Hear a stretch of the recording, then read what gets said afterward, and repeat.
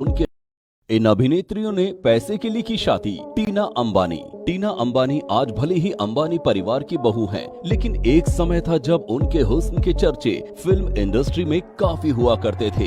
टीना के लिंकअप्स भी हुए, पहले संजय दत्त के साथ और फिर सुपरस्टार राजेश खन्ना से। इनके प्यार के किस्से काफी मशहूर थे। राजेश खन्ना के साथ तो ये लिव इन में भी रही, लेकिन शादी के लिए उन्होंने चुना अनिल अंबानी को, क्योंकि यहाँ इन्हें अपना भविष्य ज्यादा सुरक्षित नजर आया। और आता भी क्यों ना, इतने बड़े बिजनेस परिवार के बेटे को जो चुना था टीना ने। जूही चावला जैसी चंचल और शौक हसीना को भला लड़कों की क्या कमी थी, लेकिन बात जब घर बसाने की आई तो उन्होंने बड़े बिजनेसमैन जय मेहता को ही चुना। हर तरह से ये जोड़ी सबको बेमेल ही लगी, लेकिन जूही ने अपना भविष्य सुरक्षित करना ज्यादा मुनासिब समझा। जूही ने जय से अपने करियर के पीक पर 1996 में गुपचुप शादी कर ली थी। जय की भी पहली पत्नी प्लेन क्रैश में हादसे का शिकार हो गई थी।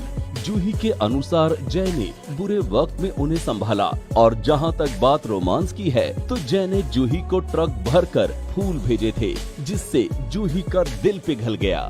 शिल्पा शेट्टी और राज कुंद्रा की जोड़ी भले ही खूबसूरत लगती हो, लेकिन पहले से शादीशुदा राज से शिल्पा की शादी तो यही इशारा करती है कि शिल्पा ने न सिर्फ राज से बल्कि उनके पैसों से भी प्यार किया, वरना राज कुंद्रा की पहली पत्नी शिल्पा पर उनका घर व शादी तोड़ने का आरोप न लगाती। पर आज शिल्पा शेट्टी राज कुंद्रा अपने निजी जीवन में काफी खुश हैं।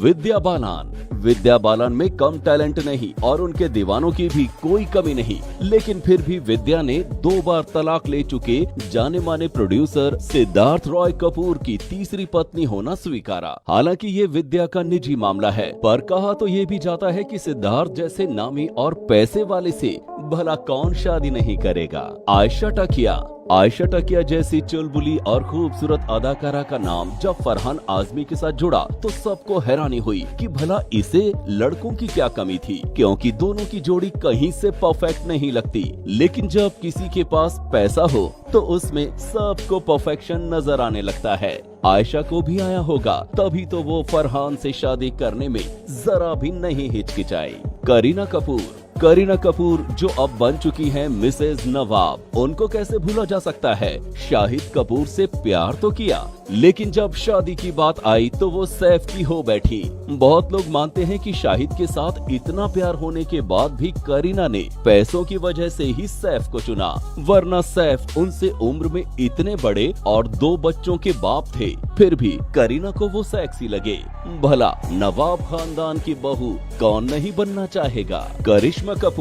करिश्मा कपूर भी कुछ कम नहीं है। प्यार और सगाई तो की अभिषेक बच्चन से, लेकिन शादी रचा ली संजय कपूर से। करिश्मा अब भले ही कहती हो कि संजय उन्हें परेशान करते थे, लेकिन संजय एक बड़े व कामयाब बिजनेसमैन थे और लड़कियों की कमी नहीं थी उन्हें, क्योंकि सभी उनकी दौलत की वजह से उनकी तरफ आकर्षित थी। अगर संजय इतने ही बुरे थे तो 11 साल तक ये शादी नहीं टिकती और उस पे करिश्मा को तलाक के बाद मुआवजे के तौर पर इतनी बड़ी रकम भी ना मिलती।